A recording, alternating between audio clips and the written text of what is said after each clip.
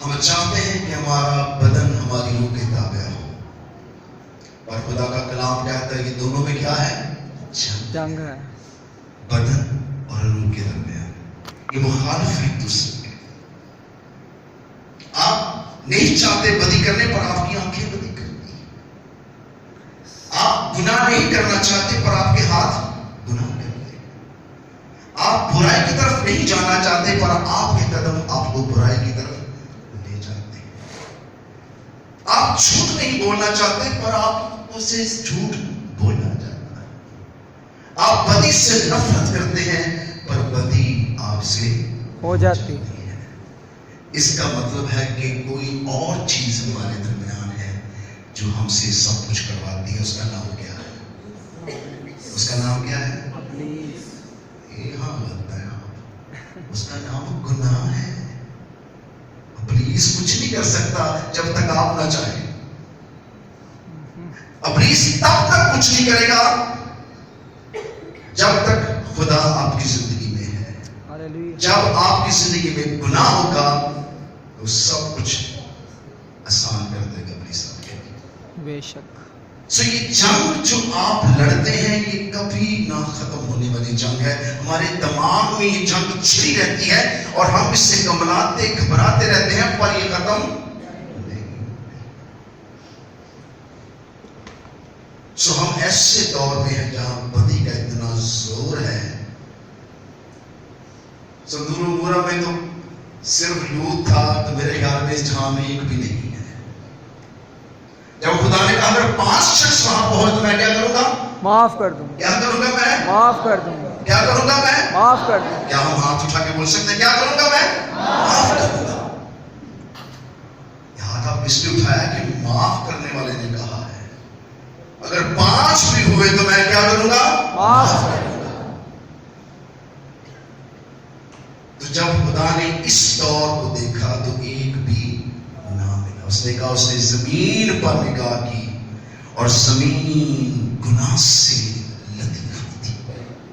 ہر شخص بدکار اور گناہگار، ہر شخص گناہ کے ہاتھوں بکا ہوا، ہر شخص کی زندگی میں گناہ ہے اور زمین گناہ کے سوب سے لانتی ہوئی ہے. تو خداوند نے دیکھا کہ اب کوئی بھی راست باز نہیں ہے.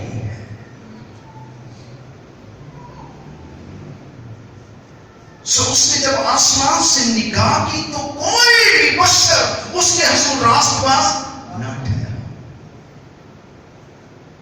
اور جب کوئی شخص راست باز نہ ٹھہرا تو خدا کی روح خلوت خانوں میں جا کر روئی آپ کے گناہ کے لیے. ہم کبھی نہیں روتے اپنے گناہوں کے لیے. ہمارے آنسو خشک ہو جاتے ہیں، ہم رونا بھول جاتے ہیں کیونکہ ہم بدی کو کھاتے اور بدی کو پیتے ہیں اور ہم اسی کا ٹکار مار کے کہتے ہیں میں نے کچھ نہیں کیا. سو بدی اتنی زور ہمارے اس دور کے اندر کہ آپ اس سے بچ نہیں سکتے.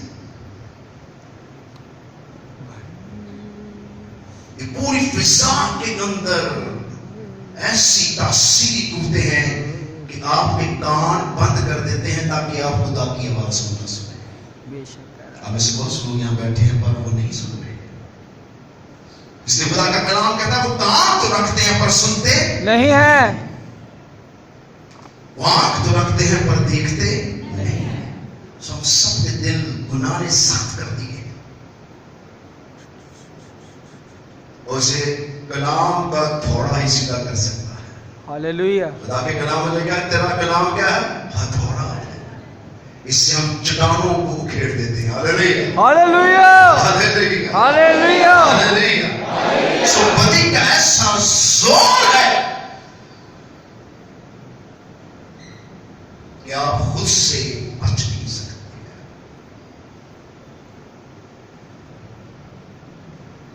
آپ بالکل نہیں بچ سکتے.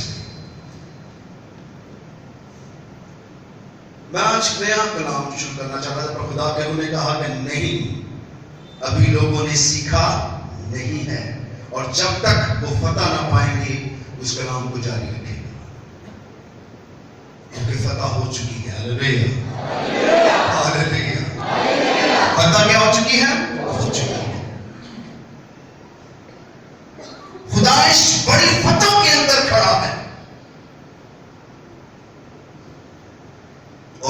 سب چیزوں کو پاک کر دیا ہے. آمین. کس چیز سے؟ یسوع کے لہو کس سے؟ لہو سے. کس سے؟ اپنے لہو سے. کتنوں نے کہا لہو سے؟ آئیے سب ہاتھ اٹھا کے بولے کس سے؟ لہو سے. ہر چیز لہو سے پاک صاف ہوتی ہے. ہاللویہ. سو اس نے ہمیں پاک کر دیا ہوا ہے، پر ہمارے کانوں کی سرگوشیاں، ہمارے عمل بتاتے ہیں کہ ہم شاید ابھی بھی گناہ گار ہیں. خدا چاہتا ہے کہ ہم اس گہری بات کو بڑے آسان طریقے سے سمجھ لیں، تاکہ ہم خدا کے تخت کے سامنے جا سکیں.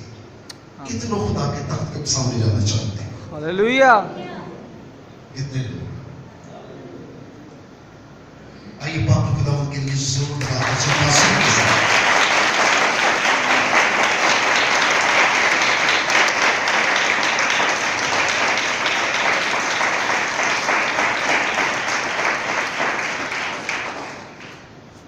مداشمہ کی کتاب اس کا 19واں باب اس کی 5ویں آیت سے لے کر میں 8ویں آیت تک پڑھوں گا. خدا کے کلام سے غور سنیے گا. اور تخت میں سے یہ آوازیں نکلی کہ اسے اس سے ڈرنے والوں بندو خدا چھوٹا نہیں ہے کہ چڑھا نہ سکے. خواہ بڑا ہو تم سب ہمارے خدا کی حمد کرو. ہاں چھوٹے ہو خواہ بڑے سب خدا کی کیا کرو؟ حمد کرو. پھر میں نے بڑی جماعت کی سی آواز سنی، زور کے پانی کی آواز اور سخت گرجوں کی آواز سنی. ہاللیلویہ. اس لیے کہ خداوند ہمارا خدا قادر مطلق بادشاہی کرتا ہے. آؤ ہم خوشی کریں اور نہایت شادمان ہوں اور اس کی تمجید کریں، اس لیے کہ وہ برے کی شادی آ پہنچی. اس کی بیوی نے اپنے آپ کو تیار کر لیا اور اس کو چمکدار صاف مہین کتانی کپڑے پہنانے کا اختیار دیا گیا، کیونکہ مہین کتانی کپڑے پہننے سے مقدس لوگوں کی راست بازی کے کام مراد ہیں. خدا کا پاک کلام پڑھا اور سنا جناب سب کے لباس سے برکت. خداوند کا شکر ہو. سو خدا آپ کو لینے آ رہا ہے اور اس سے پہلے وہ آپ کی خوب صفائی کرے گا. ہاللویہ. وہ کیا کرے گا؟ خوب صفائی. خوب صفائی ہوگا. کتنے چاہتے ہیں خوب صفائی ہو جائے؟ ہاللویہ. کتنے چاہتے ہیں؟ میں نے کہا کچھ لوگ نہیں چاہ رہے. آئیے بلند ہاتھوں سے اپنے آپ کو خدا کے سپرد کریں. میں نے کہا آپ کچھ نہیں کریں گے، جو بھی کرے گا خدا کا روح کرے گا اور خدا کا کلام کرے گا. اسے کرنے دیں. صرف آپ اپنے آپ کو دے دیں. خدا جب کلام کرتا ہے تو وہ سکھاتا ہے اور بتاتا ہے کہ تم کس طرح بچو.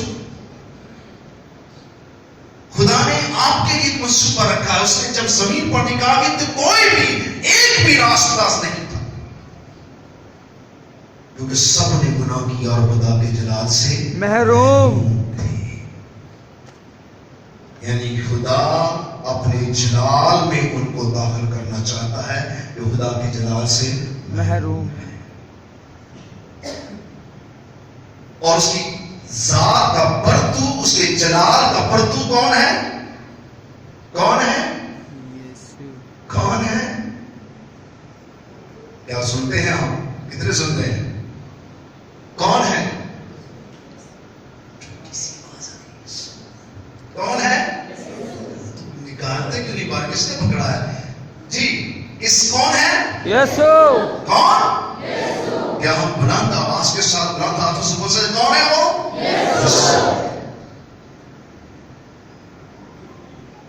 اس پوری کائنات میں انبیاءوں کا ڈھیر لگا ہے اور کوئی بھی گناہ کی قربانی کے لیے نہیں آیا ہے. ہاللویہ. کسی نے گناہ کی معافی کے لیے اپنی جان نہیں دی ہے.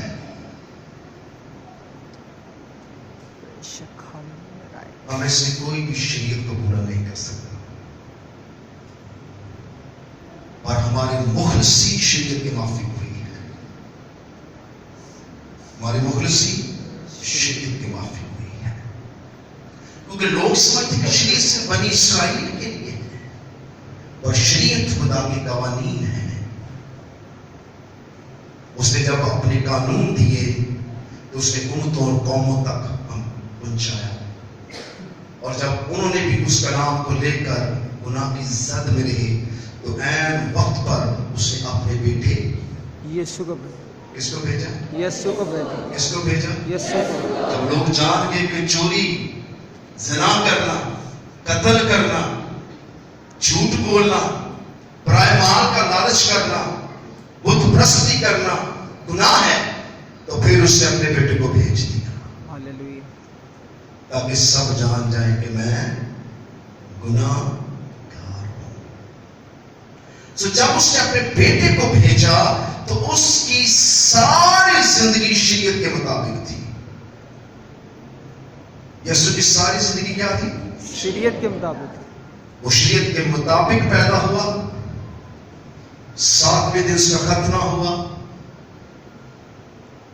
और उसका नाम रखा गया, उसे हैकल में ले जाया गया, उसकी शुक्रगुजारी की कुर्बानी गुजारी गई, उसके कान में खुदा की आवाज दी गई, उसको खुदा के घर में लिया गया और उसने शरीयत के मुताबिक तालीम पाई और शरीयत के मुताबिक अपने माँ बाप के क्या रहा? फरमाबरदार रहा। यहां तक कि उसकी कुर्बानी भी शरीयत के मुताबिक हुई है, क्योंकि कायन जो 2 बर्रे लेते थे उनमें से एक पर अपने अपने खानदान का गुनाह रखते थे ताकि जब वो अंदर जाए तो हलाक ना हो, पर एक बर्रे को उम्मत के लिए छोड़ दिया जाता बियाबान में। जैसे यीशु को 40 दिन फाका करना पड़ा, वो बियाबान का दौर था, वो बर्रे को वहां छोड़ दिया गया था ताकि इज़राइल उसकी जान ले ले। और जिस बर्रे को ऊपर कौम का गुनाह डाला जाता उसे बियाबान में छोड़ दिया जाता था ताकि इज़राइल आकर उसकी जान ले, ताकि कौम का क्या हो? कफारा हो। यीशु की सारी कुर्बानी शरीयत के माफिक हुई, क्योंकि शरीयत के मुताबिक काहिन का गुनाह हैकल के अंदर माफ होता था, पर कौम का गुनाह बियाबान में। इसलिए वो कहते हैं बियाबान में पुकारने वाले की आवाज सुनो। हालेलुया, तौबा करो क्योंकि आसमान की बादशाही नजदीक आ गई। तो उसने बियाबान में पुकारा और बियाबान में उसने कहा मैं उसके रास्ते सीधे कर रहा हूं ताकि उम्मत के गुनाहों का कफारा हो सके। आमीन। और यहां लफ्ज उम्मतों कह सकते हैं, उम्मतों के गुनाहों का क्या हो? कफारा हो। वो जो खुदा की शरीयत से वाकिफ नहीं है उनका कफारा शरीयत के वाकिफ हो। हालेलुया, उनका कफारा शरीयत के वाकिफ, क्योंकि आप खुदा के कवानीन को पूरा नहीं कर सकते, पर खुदा अपने कानून को कभी छोड़ता नहीं है, उसमें कायम रहता है और उसी के मुताबिक चलता है। सो उसने शरीयत के मुताबिक अपने बेटे का कफारा दिया और अपने नबूवत के मुताबिक वो ऊंची पे चढ़ाया गया और सबके गुनाहों को अपने ऊपर ले लिया। उन सब का जो गैर कौमें भी है, जो बुत प्रस्त भी है, हाँ वो किसी भी कौम, किसी भी कबीला से ताल्लुक रखते हो, उम्मत के लिए, उम्मतों के लिए खुदावंद ने जान दी ताकि सब उम्मतें खुदा की बादशाही का हिस्सा बने। आमीन।